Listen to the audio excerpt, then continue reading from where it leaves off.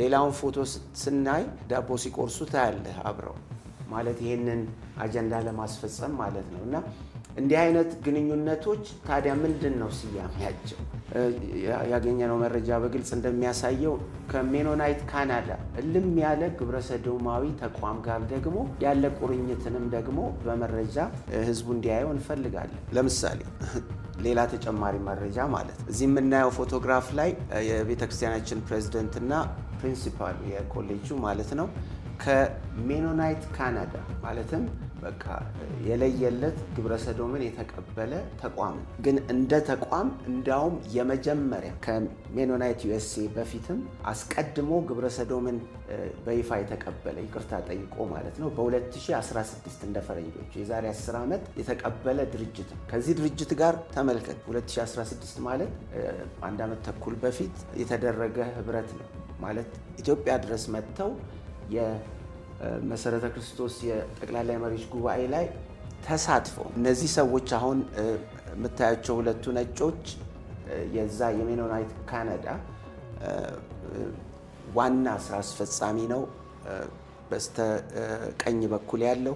በስተግራ በኩል የምታየው ከመጋቢ ጊሹ ጋር አብሮ ያለው ደግሞ ኢንተርካልቸራል ማለት የኢትዮጵያና የእስያ የሜኖናይት ካናዳ ተወካይ ነው። ጥግ ላይ የምናየው ፋኖስ የተባለ ኢትዮጵያዊ ደግሞ በዛው በሜኖናይት ካናዳ ውስጥ የሚሰራና ኢንተርካልቸራል ማለት በባህል ዘለል የሆነ ግንኙነቶችን የሚያሳልጥ ሰው ነው። እና ይሄ ምንድነው ማለት ይሄን ምንድነው ብለን የምንተረጉመው?